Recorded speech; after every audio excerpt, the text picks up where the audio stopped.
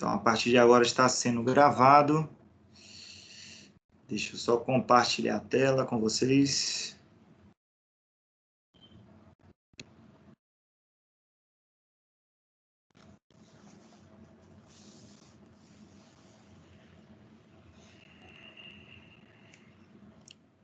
Vocês conseguem visualizar? Sim, professor. Ótimo. Tá? Então, vamos começar devagar. Se algumas pessoas forem enxergando aí, estiver no lobby, se eu não enxergar aqui, vocês me falam, que aí eu dou uma fugidinha e vou lá aceitar essa pessoa, tá? Então, pessoal, boa tarde a todos. Como eu falei, vamos dar prosseguimento ao cronograma da matéria. Estamos chegando ao fim das aulas teóricas e talvez ao início das aulas práticas, né? Um momento bem atípico, mas que a gente vai se adaptando, né?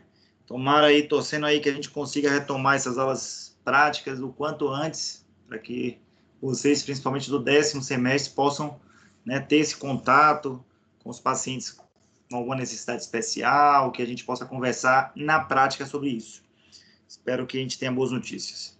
Então, hoje a gente vai conversar sobre uma temática, eu deixo um pouco para o final do semestre, porque toda a teórica ela é vinculada à prática, tá?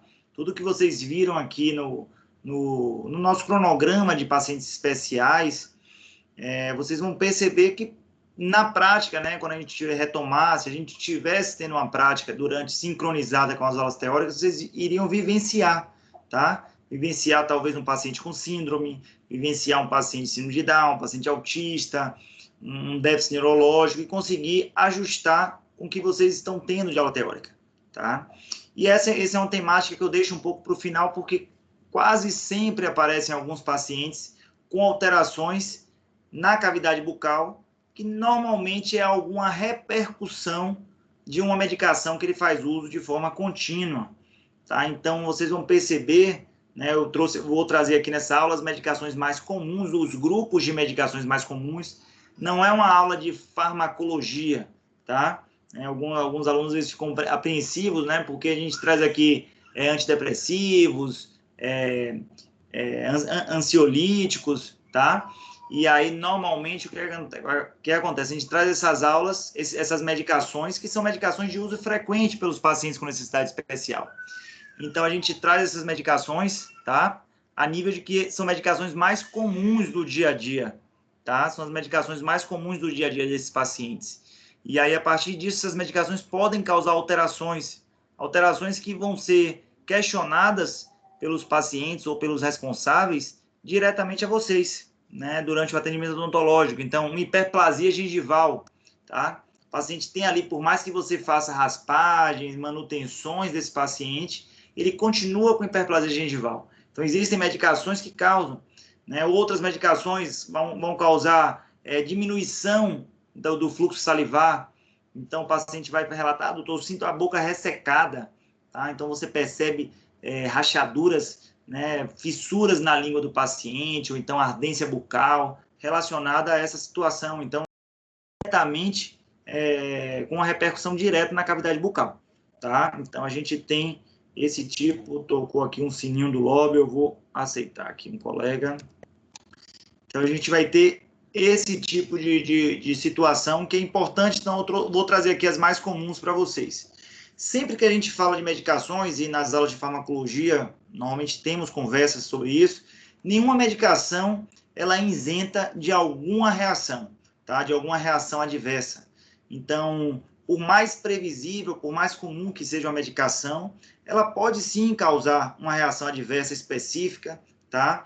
Seja uma reação adversa sistêmica ou uma reação adversa localizada. E aqui a gente vai conversar sobre as reações adversas em cavidade bucal, tá? Reação adversa é toda reação que normalmente vem de encontro ao que a medicação normalmente sugere, tá? Então, por exemplo, uma medicação tipo ansiolítico, um diazepam, ele pode causar diversas reações adversas. Uma delas é o inverso da sua atuação. O diazepam ele deixa o paciente mais calmo, mais sonolento, mas em outros pacientes ele faz uma reação extrapiramidal. O paciente fica mais ansioso do que antes de ter tomado, tá? Então isso depende. Outras reações adversas, intestinais, tá? Reações adversas como alergias também são consideradas reações adversas. E reações adversas na cavidade bucal é modificar o equilíbrio que existe na cavidade bucal, seja com hiperplasia gengival, seja com fluxo salivar, seja com alteração de paladar, tá? Então, para isso, a gente precisa, tá, estar familiarizado com esse grupo de medicações e quais são as principais reações adversas, tá? Os efeitos colaterais, eles acontecem, né? A cavidade bucal faz parte, né, do nosso corpo, tenho isso em mente, então, assim, pode ter um efeito adverso na pele, no intestino, no estômago do paciente, pode ter na cavidade bucal, pode ter na cavidade ocular, tá, nos olhos do paciente. Então, tudo isso pode ter uma relação. Estamos diretamente ligados à cavidade bucal, precisamos conhecer os principais efeitos adversos e colaterais, né, desses pacientes. É muito mais comum, né, que esses efeitos aconteçam em pacientes oncológicos, tá? Né, os pacientes que fazem tratamento oncológico, conversamos um pouco sobre esse grupo, né? Um grupo de necessidade especial. Às vezes, o tratamento oncológico, além da medicação, ele faz uso também da radioterapia, tá? Então, ele passa por uma irradiação nessa região de cabeça e pescoço, que vai modificar fluxo salivar, que vai modificar estrutura dentária, estrutura óssea, metabolismo de estrutura óssea, tá? Então, ele é mais comum em pacientes oncológicos, mas qualquer outro grupo de pacientes também pode apresentar. E principalmente de medicações que fazem ação no sistema nervoso, que o grande número de medicações que a gente vai citar aqui tem essa atuação no sistema nervoso central do paciente, alterando, né, a harmonia, o equilíbrio da cavidade bucal desses pacientes, tá? Quando a gente solicita uma medicação ao paciente, sempre a gente tem que ter em mente que o benefício para esse paciente vai ser maior do que o risco, tá? Então, é muito melhor que eu passe essa medicação para o paciente, mesmo sabendo que existem alguns riscos. Então, uma medicação que causa hiperplasia gengival é um risco muito menor do que um paciente que precisa utilizar, no caso, aquela medicação antidepressiva. Tá? É um paciente que está precisando utilizar a medicação antidepressiva, mas tem como risco a hiperplasia gengival. Dentro dessa balança, talvez o benefício do antidepressivo seja maior do que o risco da hiperplasia gengival. E sempre tem que ser assim nos nossos tratamentos, tá? Quando eu vou instituir um tratamento de reconstrução, de implante ao meu paciente, será que eu vou beneficiar esse paciente mais do que os possíveis malefícios da cirurgia? Então, sempre pensem com essa balança, porque vocês terão, né, tratamentos muito melhores, mais racionais com seus pacientes, tá? As reações adversas, como eu falei, qualquer medicação, qualquer substância pode causar reação adversa, tá? Normalmente é uma resposta nociva e não intencional ao uso da medicação. E aí vem uma informação importante aqui, ó. Essas reações, elas acontecem com as doses normais, tá? Porque a gente tem outros tipos de reações de superdosagem. Então, o paciente não utilizou a medicação de forma correta, utilizou 2 vezes, 3 vezes a posologia que precisava de uma forma incorreta. Então, os efeitos são outros. A gente não pode atribuir que os efeitos, as reações adversas da cavidade bucal vêm de uma superdosagem. Tá? A gente está atribuindo que essas reações acontecem no uso rotineiro e comum dessas medicações, nas doses normais, tá? Que são utilizadas no tratamento fisiológico desse paciente. Tá? Então, isso é importante. Algumas pessoas se confundem um pouco dessas reações adversas para reações de superdosagem. Reação adversa é toda reação que acontece dentro de uma dosagem padrão. Então, se eu passei dipirona para o paciente de 500 miligramas e ele teve uma reação adversa, foi dentro daquela posologia de 500 miligramas. Mas se meu paciente, por algum motivo, algum distúrbio, alguma falta de informação, ele tomou 10 comprimidos de dipirona de vez e teve uma reação gástrica importante, essa não é uma reação adversa, é uma reação de superdosagem, tá? As repercussões orais mais comuns, né, que a gente pode ver nos pacientes e detectar, ter o diagnóstico dos nossos pacientes, gira em torno do fluxo salivar, xerostomia, paciente com a boca seca, o fluxo salivar menor, úlceras na mucosa, então ulcerações afitosas, ulcerações em região de assoalho bucal, palato, podem estar relacionadas ao uso de algumas medicações. A hiperplasia gengival, que a gente já citou aqui, né, essa alteração do fluxo salivar ela pode ser para menos, causando a xerostomia, ou para mais, causando a cialorreia. Tá? O paciente fala, doutor, depois dessa medicação aqui eu estou sentindo, parece que eu estou produzindo mais saliva, tá? É menos comum, o mais comum é que o paciente produza menos saliva e tenha a xerostomia. E alterações no paladar, tá? Algumas papilas gustativas são... O próprio fluxo salivar já causa alteração no paladar, as úlceras podem causar alterações no paladar, e tem medicações que atingem diretamente as papilas gustativas, tá? Uma medicação que vocês talvez tenham até uma familiaridade com ela é a clorexidina, tá? Então, o nosso famoso Periogard, né, de gluconato de clorexidina 0,12%, se ele é utilizado acima de 15 dias de forma contínua, ele atua diretamente na papila gustativa e altera o paladar do nosso paciente. Então, isso é uma repercussão, isso é uma reação adversa, né, que a gente pode ter com a clorexidina, tá? Então, uma das medicações. Então, as medicações, de uma forma geral, existem diversos grupos. Iremos tentar falar os principais, tá certo? Mas percebam que diversos grupos estarão incluídos nas medicações que os pacientes utilizam. Então, anticonvulsivante, imunossupressores, né, pacientes que utilizam os antibióticos de rotina que a gente utiliza. Bifosfanato, uma droga bem recente, talvez vocês já tenham tido aula sobre esse grupo, né, que pode causar uma reação de osteonecrose medicamentosa, né, os anticorpos monoclonais também, e aí por aí vai, antihipertensivos, até as famosas medicações fitoterápicas, né, que alguns pacientes às vezes preferem. Não, doutor, eu prefiro utilizar uma medicação fitoterápica. Ela tem a reação adversa também, pode ter a reação adversa, tá? As vitaminas, então, são grupos que a gente trabalha, tá? E que os pacientes podem relatar, tá? O nosso grupo de pacientes, mais ainda, porque são pacientes que utilizam antidepressivos, utilizam anticonvulsivantes, tá? De uma forma comum, quimioterápicos, tá? Então, a gente vai começar falando um pouco sobre os anticonvulsivantes, tá? De uma forma geral. É uma medicação que os pacientes utilizam para tratar a convulsão, como o próprio nome já fala, ou quadros de epilepsia, né, que levam a convulsões constantes. Então, o paciente pode ter uma convulsão pontual ou quadros de convulsão, né, constantes, ali, rotineiros, semanais. Então, ele precisa utilizar o anticonvulsivante, evita normalmente que venha a ter recorrência, né, e as consequências de uma crise de convulsão. A gente sabe, né, a crise de convulsão, o paciente às vezes demora 5 minutos dentro daquela crise, né, pode aprofundar um pouco mais e ter problemas maiores neurológicos.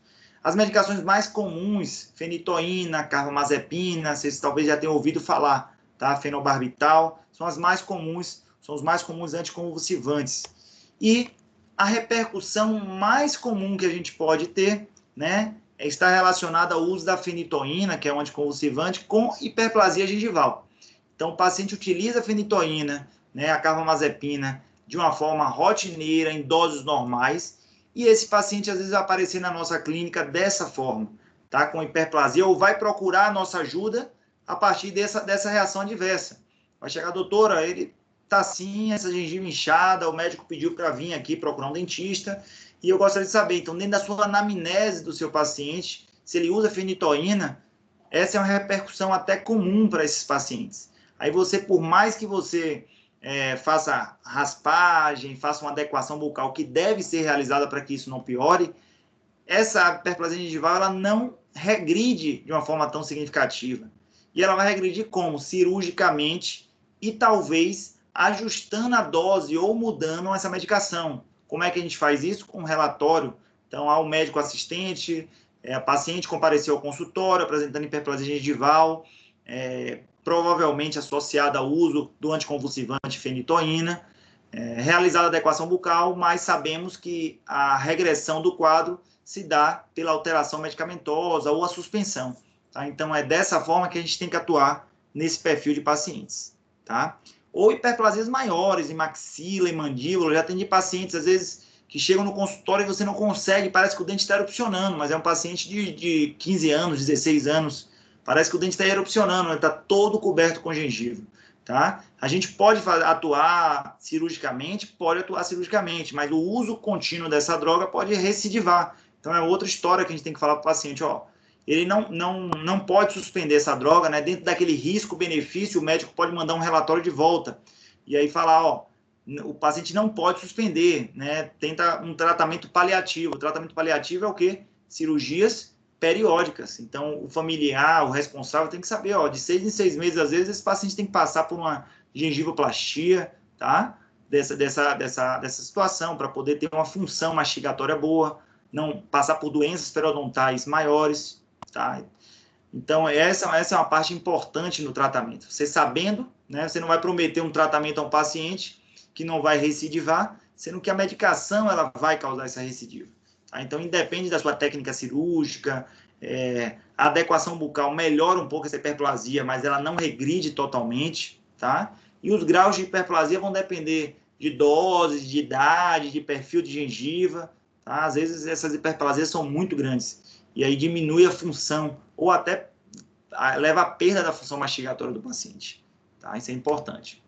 A carbamazepina é um outro tipo de anticonvulsivante.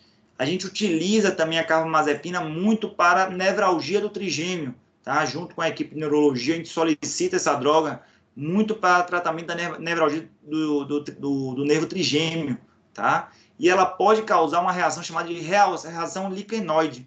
Reação liquenoide são úlceras na região principalmente da mucosa jugal. São úlceras bem doloridas que o paciente pode ter.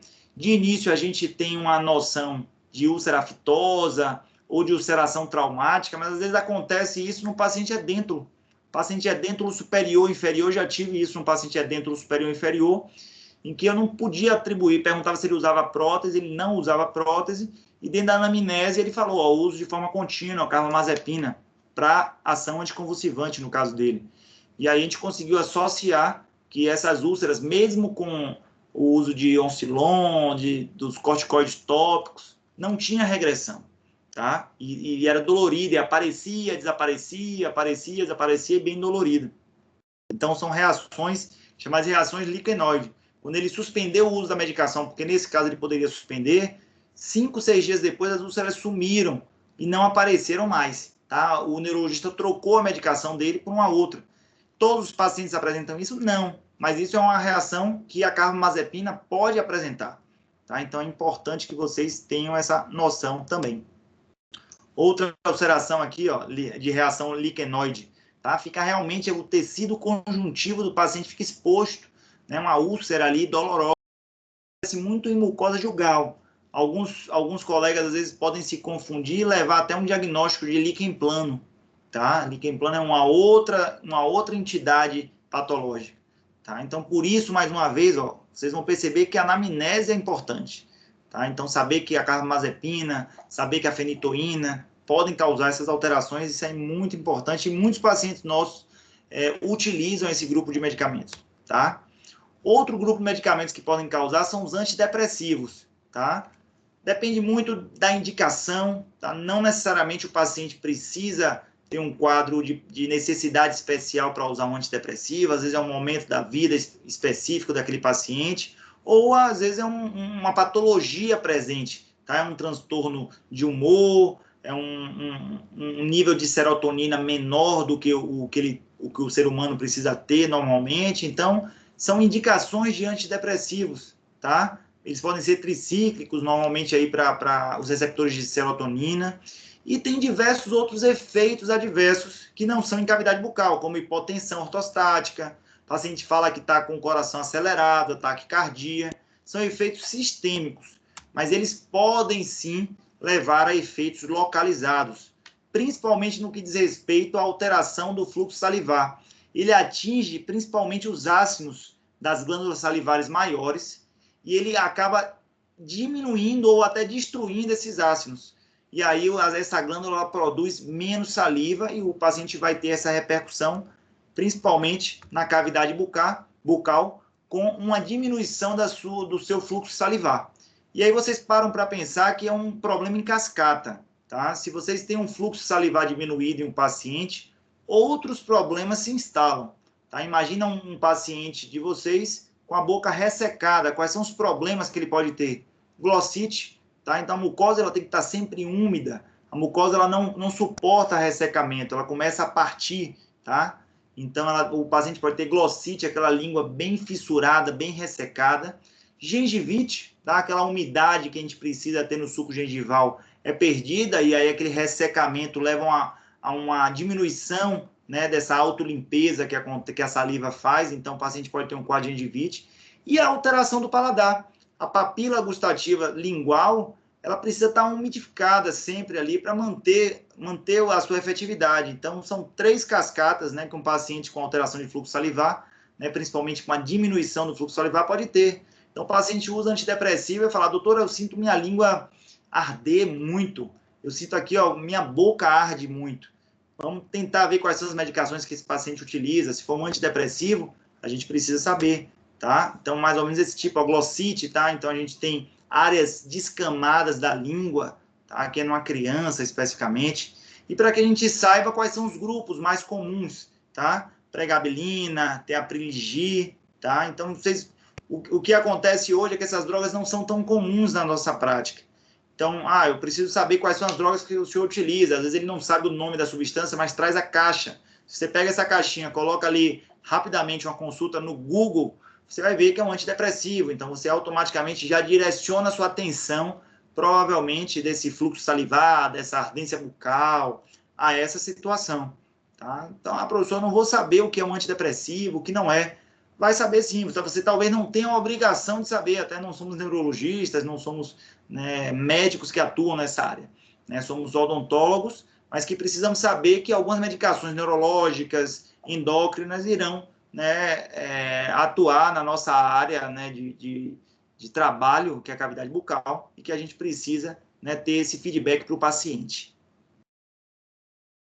Outro grupo de medicações, se vocês tiverem qualquer dúvida, quiserem interromper, fiquem à vontade, tá? A gente vai passando porque são grupos de medicações. Vocês vão perceber que alguns grupos de medicações têm uma similaridade do efeito adverso. Então, daqui a pouco eu vou falar de novo de fluxo salivar, daqui a pouco eu vou falar de novo de hiperplasia gengival, tá? Então, são efeitos que podem se repercutir em outros grupos, os mesmos efeitos, tá? Os benzodiazepínicos, eles são muito utilizados para os pacientes ansiosos, os pacientes que precisam, de uma certa forma, diminuir os seus níveis de ansiedade, né? São os ansiolíticos, tá? Eles atuam normalmente direto no sistema nervoso central. Então, paciente com insônia, paciente que tem síndrome do pânico, né? Psicose, são pacientes que utilizam essas drogas, tá? São as drogas mais prescritas do mundo, então, o famoso diazepam, clonazepam, midazolam, são medicações, né, que são utilizadas, né, hoje. Infelizmente, o uso indiscriminado tem levado a essa situação ou de tolerância, o paciente não tem mais efeito sobre essa droga, ou de dependência. Um paciente que não precisava dessa droga para dormir, ele utiliza, percebe que tem um sono muito tranquilo e acaba criando uma dependência, né? Às vezes não quer mudar um estilo de vida, diminui um pouco o seu nível de ansiedade e fica altamente dependente daquela droga para dormir, para poder manter o seu descanso diário, tá? E aí, quanto mais tempo ele utiliza essa droga, maiores são as possibilidades dos efeitos adversos. Como eu falei, o efeito normalmente é sedativo, é muito utilizado no pré-operatório, principalmente de cirurgias hospitalares, então ele produz uma amnésia retrógrada, tá? O paciente não lembra do procedimento cirúrgico. Tem também ação anticonvulsivante, tá? Tem baixa incidência, normalmente, dos efeitos adversos, mas tem o seu nível de toxicidade que pode levar aos efeitos adversos que a gente vai conversar, tá? Os mais comuns aqui, ó, lorazepam, diazepam, né? Existem os mais novos, né, o prazolam, né, usado para síndrome do pânico. Eu, particularmente, gosto de utilizar em alguns pacientes meus, que têm esses níveis de ansiedade. Eu gosto de utilizar o midazolam, tá? É uma medicação que eu gosto bastante, é bem segura, tá? Mas, como eu falei, tem que ter indicação de forma correta, para que o paciente não use de forma indiscriminada. Normalmente, eles vão atuar também, tá? Por atuar no sistema nervoso central, eles atuam na função das glândulas salivares. A outra medicação que eu falei, que é a carbamazepina, que é um anticonvulsivante, ela atua nos ácidos. Esse não, já atua na informação da glândula salivar, tá? De produzir a saliva. Então, o paciente vai ter uma produção menor de saliva quando usa essas medicações de forma contínua. Então, sensação de queimação bucal. A síndrome da ardência bucal está relacionada também ao uso de benzodiazepínico. E a xerostomia, que é o termo técnico científico que a gente faz com a diminuição do fluxo salivar. Então, existem diversos estudos na literatura que já comprovam essa relação. Então, ele coloca aqui, ó, foi observado a ocorrência de baixo fluxo salivar associada ao uso de drogas com ação central, sobretudo os benzodiazepínicos, tá? E aí ele relata aqui, ó, a relação do uso de benzodiazepínicos com o aparecimento de glossite. E aí vem naquela cascata que a gente conversou anteriormente. Paciente que tem fluxo salival alterado, vai ter alterações e inflamações de dorso lingual, inflamações e alterações de paladar, tá? Ardência bucal. Então, eles conseguem comprovar, através de estudos, que tem essa relação. Tá? Se vocês pegarem, talvez, a bula de algum benzodiazepínico, eles já relatam isso nos efeitos adversos. Tá? Então, diminuição de fluxo salivar, ardência bucal, são efeitos que podem ter os nossos pacientes. E aí a gente passa agora para um grupo que utilizamos de rotina, que são os antibióticos, né? Só para deixar vocês tranquilos, os efeitos adversos bucais dos antibióticos são muito menores quando comparado aos outros grupos que a gente já falou aqui. Mas existem. A gente precisa lidar com essa situação, até porque são antibióticos que a gente faz uso, tá, de rotina. Normalmente o antibiótico tem uma função específica, tá? Ele pode ser natural ou sintético. A gente tem a função, normalmente, de induzir a morte celular, tá? Com a função bactericida, ou de inibir um pouco a proliferação desses micro-organismos que têm ação bacteriostática, tá? Antigamente, o uso do antibiótico era muito mais indiscriminado, então a gente não precisava de receita, o paciente não precisava de receita para comprar antibiótico, isso deve ter uns 8 anos para cá, tá? Então, assim como o paciente compra um analgésico, um anti-inflamatório, ele comprava um antibiótico antes. Então, sentia uma dor de cabeça, ele comprava amoxicilina. Então, imagina aí a repercussão disso. E, de forma bem sabida, o Conselho de Farmacologia instituiu a receita dupla. Então, hoje o paciente precisa procurar um profissional para receitar o antibiótico. Apesar de a gente saber que muitas farmácias ainda vendem aí de forma indiscriminada, né? O que a gente precisa é usar de forma racional esses antibióticos, como a odontologia vem utilizando cada vez mais, e a gente precisa saber que o uso indiscriminado vai causar uma resistência desse micro-organismo. O que a gente observa é que 50% dos casos, tá, com o uso inapropriado, então o uso mais prolongado, podem causar efeitos adversos. Quando ele utiliza de uma forma adequada, os efeitos adversos são muito menores. Mas quando ele utiliza de forma inapropriada ou sem uma indicação específica, os efeitos adversos são mais comuns. Tá? Então, aqui a gente consegue trazer algumas associações já comprovadas na literatura, por exemplo, da azitromicina, que é um macrolídeo, com os AINES, tá? Os anti-inflamatórios não esteroidais, essa associação que a gente utiliza muito, tá? A gente faz esse uso. Ou a amoxicilina com AINE, então a amoxicilina com nimesulida, ela pode dar uma situação, é rara, mas pode dar uma situação chamada de eritema multiforme, tá? O eritema multiforme são, normalmente, essas placas esbranquiçadas na boca do nosso paciente, úlceras no lábio do nosso paciente também, é conhecido como eritema multiforme, tá? Então, são várias úlceras esbranquiçadas, espalhadas em lábio inferior, a região externa do lábio, mucosa jugal, palato, tá? É um pouco diferente da reação liquenoide. A reação liquenoide, ela dá mais na região de mucosa jugal. Aí o eritema multiforme, não. Ela espalha, tá? E aí está normalmente associada ao uso da medicação, do antibiótico com anti-inflamatório. Quando o paciente ele suspende essa medicação, toda essa reação do eritema multiforme regride, né, de uma forma maior, mais significativa. Né? Algumas cicatrizes podem ficar, mas ela regride o quadro crítico, né, desses pacientes. Os antibióticos também podem dar aquela reação liquenoide, tá, que a gente viu da carbamazepina, e os antibióticos e a amoxicilina também pode fazer isso, pode levar a uma hiperpigmentação do dorso lingual ou da mucosa bucal, como esse tipo aqui, ó. Essa hiperpigmentação, isso é um caso relatado na literatura com o uso da azitromicina, tá? O paciente usou de uma forma indiscriminada por um tempo maior do que o previsto e deu essa reação, né, de pigmentação da língua, tá, desse paciente. Essa pigmentação, ela, após o uso, né, a suspensão do uso, ela foi aos poucos reabsorvendo toda essa pigmentação. Então, reações de pigmentação também muito menos comum, porque se fosse algo comum, a gente iria ter um contato direto com nossos pacientes aí que usam amoxicilina, que usam azitromicina, tá? Esse é um caso relatado na literatura, acho que foi o único caso relatado na literatura. Pode ter tido outros casos, mas o único caso relatado na literatura. Então, hiperpigmentação é uma situação que pode acontecer muito mais raro. as reações de eritema multiforme pode ter, sim, principalmente quando associado a antibiótico com anti-inflamatório não esteroidal. E aí a gente entra no grupo dos bifosfanatos, né? Um grupo de medicações que vocês já devem ter tido contato, ou em congressos, ou em aulas passadas, tá? Os congressos têm tido uma alta discussão sobre esse grupo, né? Que são as medicações conhecidas como antirreabsortivas, tá? E, infelizmente, essas medicações levam a algumas repercussões na cavidade oral indesejadas e de difícil tratamento. Tá? O bifosfanato ela tem indicação, como eu falei, para uma ação antirreabsortiva. O paciente ele tem que ter um quadro de osteoporose, osteopenia. Normalmente vai fazer de forma oral, via oral, para utilizar essas medicações.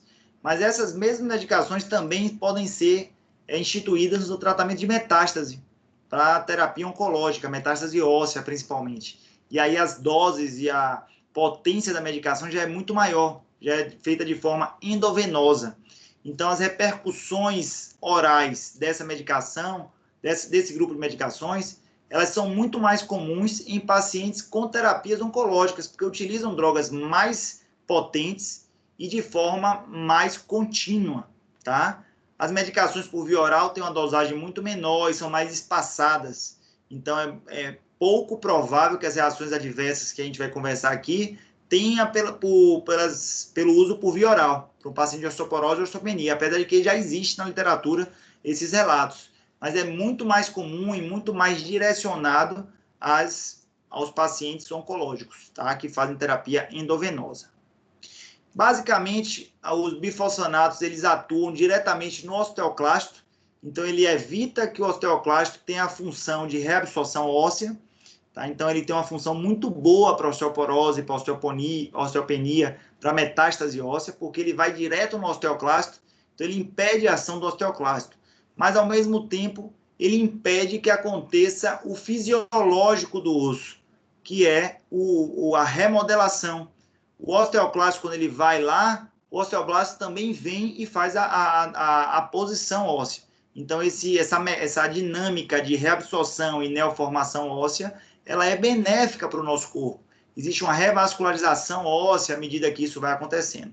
Infelizmente, alguns pacientes têm, né, principalmente mulheres em idade pós-menopausa, elas acabam tendo uma função osteoclástica maior, então a perda óssea maior. E para isso que essas medicações atuam, elas atuam diretamente no osteoclasto, impedindo que ocorra essa remodelação, mas ao mesmo tempo o osso vai ter um osso menos vascularizado, vai ter um osso menos vital, tá? Ele vai ter menos reabsorção óssea, mas tem um osso menos vital, mais corticalizado.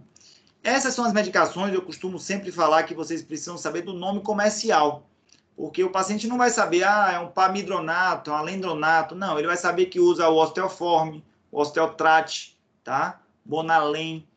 Professor, não sei, não vou saber que é uma medicação. Você vai precisar anotar no sua anamnese e pesquisar no seu Google, tá? Ou em algum livro específico, tá? Só para falar para vocês, antigamente, eu não sou tão velho assim, né? Venho da geração aí mais nova ainda, mas antigamente a gente precisava pegar uns déficits. Os déficits eram tipo uma bíblia de medicação, né, que tinha e era por ordem alfabética. Então a gente estava com um paciente aqui na anamnese, ele falava que utilizava Arédia. Doutor, eu utilizo Arédia. Eu ia lá na letra A, aparecendo um glossáriozinho mesmo, né, direitinho, ia lá, Arédia. Arédia é uma medicação de bifosfonato, tal. E aí marcava lá. Tá? Hoje a gente já tem, né, a parte da internet, a tecnologia, que facilita muito mais. Não quero fazer isso na frente do meu paciente, para ele não pensar que eu talvez não saiba que medicação é essa, né? E aí até pode passar uma certa insegurança. Anota toda a medicação, tá? Que ele faz uso na anamnese e depois vai pesquisar tudo para o seu paciente, tá? Vai entrar nas informações necessárias ao seu paciente, tá? O que você não pode deixar é passar. Não sei que medicação é essa não. E uma coisa importante, muitos pacientes que utilizam esse grupo de medicação vão falar para vocês que utilizam cálcio.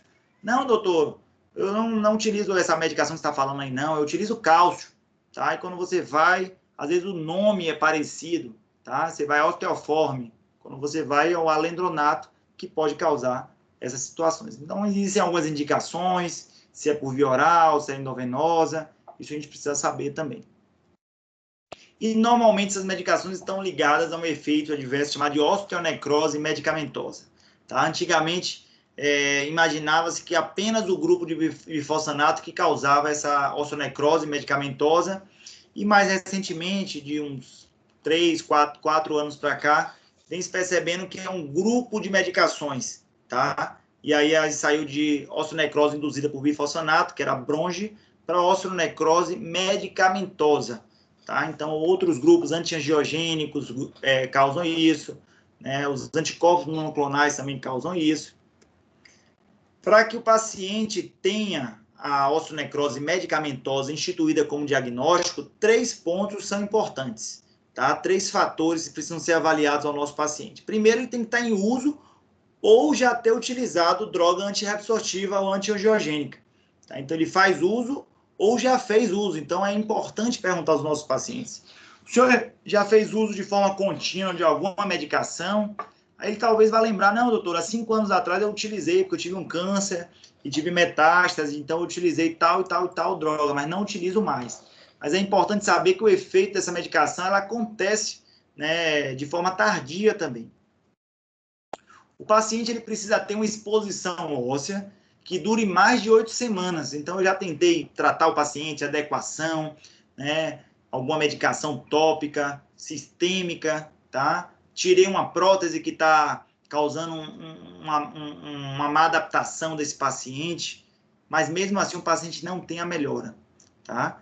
E o terceiro ponto: o paciente não pode ter sido submetido à radioterapia na cavidade bucal, né, cabeça e pescoço, porque pode ser uma outra entidade conhecida como osteoradionecrose e não osteonecrose medicamentosa. Então, isso é importante, né? Essa Associação Americana, em 2014, trouxe esse guia, né, um guideline, para que a gente possa ver esses pacientes e poder diagnosticar de forma correta.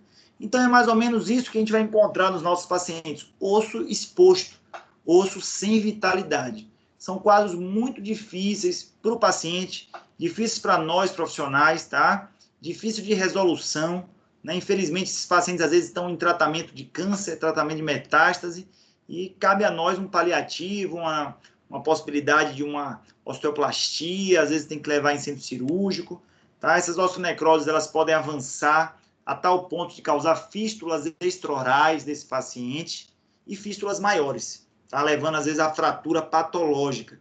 Tudo isso pelo uso da medicação. E aí vocês podem questionar: professor, mas se sabe que isso acontece, por que é que passa para o paciente? Por que é que o médico passa para o paciente? Primeiro, que é uma medicação excelente. Isso acontece em 0,5 a 1% dos pacientes. Então, a gente tem 99% dos pacientes, 99,5% dos pacientes com uma medicação excelente, com uma medicação que melhora bastante a osteoporose, melhora bastante a osteopenia, contém as metástases ósseas de uma forma bem importante, mas faz parte, sim, desse grupo. Então, é um grupo muito menor, mas que a gente precisa estar preparado, que pode aparecer ao nosso consultório. Tá? Às vezes encaminhado pelo próprio médico, fala assim: ah, não, você está com uma alteração. A equipe médica, ela não reconhece isso muito bem, tá? Vai achar que é algum problema específico e não vai conseguir correlacionar com a medicação. Tá? Então, é importante ter essa certeza dessa medicação, entrar em contato com o médico assistente. A gente não tem o poder de suspender nenhuma medicação. Não é nenhum poder, a gente não deve fazer isso. Por que a gente não deve fazer isso? Qualquer medicação que foi prescrita ao paciente, ela foi prescrita por alguma necessidade. Então, eu vejo às vezes: ah, não, eu utilizo a S. Às vezes eu vejo algum colega de forma, às vezes não pesquisou o histórico do paciente, não, você vai suspender o AS 7 dias antes e vai fazer a cirurgia. Às vezes a suspensão daquele AS pode levar a um quadro cardíaco do paciente grave. Então, a gente precisa ter esse cuidado. Se foi solicitado, a gente precisa saber: foi solicitado por nós? Então, se eu passo um antibiótico, eu posso suspender o antibiótico. Oh, não, utilize mais não. Tá? Você teve uma reação gástrica, pode suspender. Mas se não fui eu que solicitei, por que, que eu vou fazer a suspensão dessa medicação? E mais ainda, medicações desse tipo, tá? Como medicações como bifosfonato. Então, a relação com o médico assistente é importante, sempre via relatório. Então, é importante mandar relatório, ver se ele manda algum relatório de volta, ter tudo documentado, tá? Porque é um tratamento muito difícil para esses pacientes. São quadros que acontecem mais em mandíbula, quando comparado em maxila, justamente porque a mandíbula é um osso mais cortical, então a maxila tem uma vascularidade maior, a mandíbula tem uma vascularidade mais periférica, né, pelo alveolar inferior, mas acontece em maxila também, tá? Osso exposto, e isso vai progredindo, então a gente precisa, junto com a equipe médica, ajustar a medicação do paciente e escolher o melhor momento para atuar, tá, diretamente nessa área. Extremamente difícil, um dos tratamentos mais difíceis de ter uma resolução positiva é a osteonecrose medicamentosa. Muitos colegas, às vezes, não querem nem assumir o caso, porque sabem que é um paciente que vai estar no seu consultório, dependendo do quadro oncológico dele, vai estar no consultório até o seu estágio terminal. Então, você precisa estar realmente bem preparado e bem esclarecido, né, junto ao seu paciente, os familiares, sobre esse quadro. Né? Quando chega no meu consultório, eu falo sempre com os pacientes, ou com os familiares, que é um quadro que é difícil. Às vezes o paciente precisa de 2, 3, 4, 5 abordagens cirúrgicas, né, porque ele recidiva, melhora um pouco agora, daqui a 3, 4 meses aparece outro lugar exposto de osso, então é bem difícil, tá, lidar, e já é um paciente mais sensibilizado, né, infelizmente. Aqui é um quadro que eu operei, né, em conjunto até com André Sampaio e Jefferson. Então o paciente utilizava pamidronato, teve uma osteonecrose na região de sínfise, é isso que a gente vê, ó, o osso morto, osso desvitalizado. Isso vai progredindo de uma forma que toma toda a mandíbula. Então, nesse caso, aqui é o nervo mentoniano, ó, que a gente conseguiu afastar direitinho. Então, aqui nesse caso, a gente fez uma... eu não mostrei o pós, mas bacana. Nesse caso, a gente fez uma ressecção, né, dessa área. O tratamento, a gente faz uma ressecção até a gente conseguir enxergar um osso sangrante, um osso com vitalidade. Isso é muito difícil, porque às vezes você já está fazendo, né, cortes já distantes e não tem essa vitalidade, tá? Mas pelo menos esse aspecto aqui a gente remove. Essa placa, ela foi colocada justamente para dar um suporte melhor a essa mandíbula, que estava fragilizada, podia fraturar. Então a gente coloca uma placa aí de reconstrução em alguns casos, tá certo? Só para vocês perceberem, ó, normalmente a osteonecrose está mais relacionada aos pacientes que fazem por via endovenosa, tá? Aqui vocês veem a potência, normalmente a possibilidade do paciente desenvolver a osteonecrose por via oral é 10 a cada 10 mil, né? Se for em menos de 4 anos. Se tiver mais de 4 anos que faz uso por via oral, então é cumulativo, 21, né? 21 vezes a possibilidade a cada 10 mil. Quando você vai aqui para o zolendronato, por exemplo, é 90 vezes, tá? O denosumab, 190 vezes. Então, isso pode ir aumentando aos poucos, tá? Dependendo da potência da medicação. Um outro grupo, né, de medicações que a gente pode lidar no dia a dia, nas nossas anamneses, são os imunossupressores, tá? Normalmente, esses pacientes que utilizam imunossupressores, eles precisam diminuir o seu sistema imunológico para aceitar, por exemplo, um transplante de órgão, tá? Então, pacientes que precisam ser transplantados, eles utilizam imunossupressores. Ou algum tratamento imunológico, né? Que o paciente precisa diminuir a sua resposta imunológica, que ela está sendo maléfica para aquele caso específico. Então, as doenças inflamatórias, por exemplo. Então, o paciente normalmente vai passar por uma imunossupressão e depois, né, da sua estabilização, o paciente transplantado, por exemplo, são 5 anos iniciais de imunossupressão, e aí, após 5 anos, se estiver tudo bem, ele começa uma imunoestimulação, tá? Um retorno do seu processo imunológico. Mas, infelizmente, né, dentro desse quadro, o paciente pode ter algumas repercussões bucais. Os mais comuns imunossupressores são os glicocorticoides, tá? O corticoide por si só, ele é um imunossupressor, se utilizar de forma contínua. Existem alguns anticorpos, alguns agentes específicos imunossupressores, tá? O que a gente observa aqui, ó, nesse estudo de Ribeiro, é que os pacientes imunossuprimidos apresentam com uma frequência alterações bucais, visto que a boca, em condições normais, funciona como uma barreira física local de defesa imunológica contra patógenos. Então, de qualquer forma, o paciente que usa imunossupressor, a cavidade bucal vai ser mais um local, né, que essa baixa do sistema imunológico pode sofrer. A pele do paciente, cavidade bucal, a genitália do paciente, tá? Então, ele pode sofrer com essa diminuição da ação do sistema imunológico. Ele fica mais propício a infecções oportunistas. Então, ele tem normalmente ação supressora da atividade inflamatória, vai levar a essa produção, né, essa inibição dos linfócitos e macrófagos que estão no nosso corpo para a proteção e automaticamente manifestações orais, principalmente oportunistas. E vocês devem lembrar de algumas manifestações oportunistas, como a cândida, por exemplo, né, orais, genitais, né, infecções que não acontecem de forma comum, mas vai acometer o nosso paciente, né, que faz uso de imunossupressores. Então, a candidíase é uma das infecções oportunistas que podem ter a esses pacientes, tá? Qual o tipo de candidíase vai depender se ela é pseudomembranosa, tá? Então, a gente vai perceber se são candidíases, né, que normalmente não estarão relacionadas à prótese, tá? Você não vai ver uma causa tão específica como uma prótese mal adaptada, uma higienização. Então, pacientes de sistêmico, né? Medicações de uso sistêmico que faz uma abertura, infelizmente, do sistema imunológico do paciente para infecções oportunistas. Tá? Então, candidíase em região de orofaringe, dorso lingual. Existe um imunossupressor chamado ciclosporina A, muito utilizado principalmente para pacientes transplantados, que além das infecções oportunistas, podem causar uma hiperplasia gengival. Então, coincidente com o que a gente viu lá na fenitoína, tá? Que é um anticonvulsivante. Então, o paciente com imunossupressor ciclosporina pode ter hiperplasia gengival. As hiperplasias gengivais causadas pela ciclosporina A, elas são mais severas, tá? Do que quando comparadas às fenitoínas, mas isso vai depender de paciente para paciente, tá? Então, a gente tem diversas hiperplasias gengivais e esses casos aqui estão relacionados à ciclosporina A.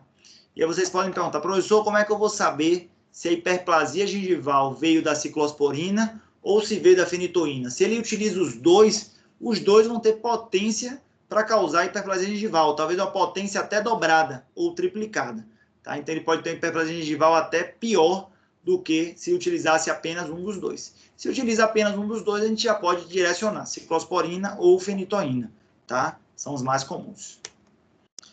Outro imunossupressor importante também utilizado para pacientes transplantados é a ciclofosfamida, tá? E aí esse aí está relacionado normalmente a uma hiperpigmentação lingual. O paciente tem uma pigmentação da língua relacionada a essa ação imunossupressora. Além disso, as infecções oportunistas também podem estar relacionadas, como a cândida.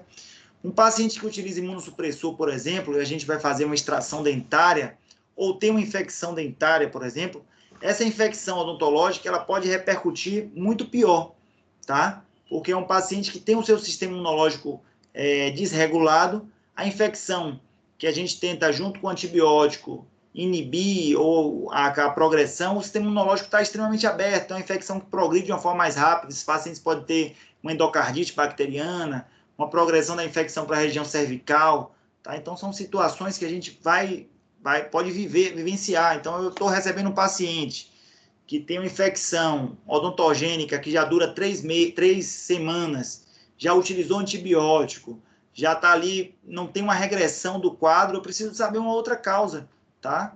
Quando eu vou na anamnese desse paciente, ele me fala, não, doutor, eu tive um transplante de fígado há 8 anos e usei ciclosporina, eu uso até hoje a ciclosporina A. Então, você vai ver, ele está com o sistema imunológico extremamente aberto. Tá? Então, ajustar junto com o médico assistente, se já pode suspender, se pode diminuir um pouco, tá? Ou se consegue já fazer uma imunoestimulação também desse paciente. Já estamos quase terminando. Então, o paciente chega para você e fala, doutor, não quero utilizar nenhuma droga porque eu sou contra as medicações, eu acho que as medicações têm muito efeito adverso e eu quero usar fitoterápico. Né? E eu acho bacana, para minha filha eu dou muito fitoterápico, mas mesmo assim os efeitos adversos podem acontecer. Existe um fitoterápico muito utilizado na odontologia, que é o extrato de própolis. Tá? E alguns pacientes falam, não, vou utilizar extrato de própolis ali na região que removeu o dente, de forma tópica. Tá? Normalmente é muito bom, né? Alguns pacientes utilizam para faringite também, mas esse extrato de própolis já tem relato na literatura que ele pode causar úlceras. Então, é um paciente que você passou o extrato de própolis ali para ele, e ele volta, doutor, onde eu estou passando o própolis está dando essa úlcera. Tá? Isso acontece em todos os casos? Não. Isso normalmente está relacionado ao concentrado desse extrato de própolis. Às vezes tem um pouco de álcool, né, que pode levar às reações de úlcera, né, nessa região. Então, nenhum fitoterápico está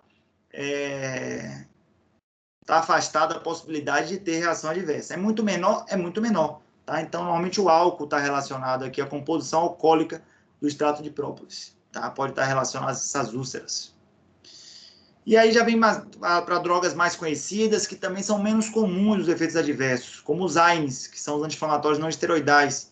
A gente prescreve bastante, os pacientes consomem bastante, tem ação tanto anti-inflamatória, analgésica. Normalmente a gente utiliza os inibidores de COX-2, tá? Mas pode ter o de COX-1 também, ou de ambos. E os anti-inflamatórios, quando a gente utiliza normalmente de 3 a 5 dias. Quando o paciente utiliza mais de 5 dias, úlceras orais são mais comuns.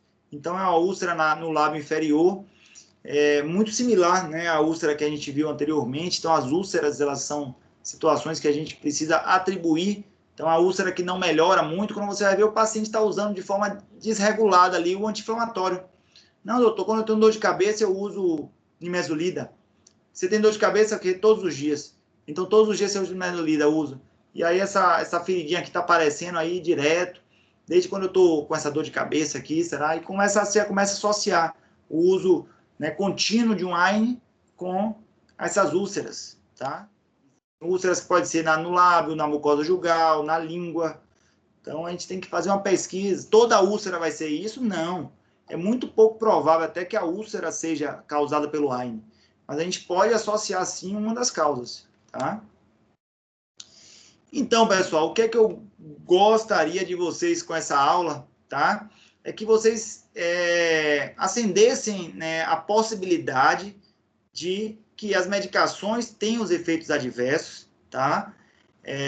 Os nossos pacientes utilizam cada vez mais um número maior de medicações. Os pacientes especiais utilizam essas medicações de forma rotineira, mesmo os que não são especiais também vêm utilizando. Então, são pacientes cada vez mais dependentes de drogas para dormir, de drogas para humor, de drogas relacionadas à imunossupressão, tá? Ou fazem uso indiscriminado. Então, essas reações, elas podem vir a ter. Vocês perceberam que existe uma similaridade. Então, existem os mais comuns: alteração de fluxo salivar, hiperplasia de gengiva, úlceras, reação liclenoide. Não são muitas reações, tá? A gente consegue associar, e elas são similares às vezes, né? A ciclosporina com a fenitoína, né? Tem reações similares. O benzodiazepine com a carbamazepina. Então, existem algumas situações que são similares das condições adversas, mas o mais importante é que a gente tenha esse correto diagnóstico, tá? Que a gente veja a repercussão, né, a reação adversa do nosso paciente, e através de uma correta anamnese, através de um correto histórico, a gente consiga, sim, associar, né, descartando, por exemplo, uma úlcera. Eu estou descartando o efeito traumático, tá? Então, se eu tenho um efeito traumático, é muito mais provável que seja um efeito traumático do que seja o efeito do anti-inflamatório. Se eu já percebo ali onde o paciente morde, tá? Um desajuste oclusal ali de uma prótese, então eu consigo associar isso, perfeito, é muito mais provável. E uma coisa importante é que essas reações adversas, elas normalmente não melhoram com algum uso tópico de medicação, com alguma medicação específica. Elas só melhoram, só tem uma melhora significativa com a suspensão ou o ajuste da dose desses pacientes, tá? Então, fica a dica que é importante que vocês sempre avaliem, né, essas repercussões e associem a possíveis drogas que esses pacientes utilizam. No nosso retorno, vocês vão vivenciar provavelmente um quadro de hiperplasia, um quadro de úlcera, que a gente vai pesquisar dentro da anamnese e normalmente vai achar algum ponto que justifique, tá? Se for relacionado realmente a alguma medicação de uso sistêmico. Beleza, pessoal? Deixo aí a mensagem para vocês, né? Desejo uma excelente tarde. Fico à disposição também, se vocês tiverem alguma dúvida.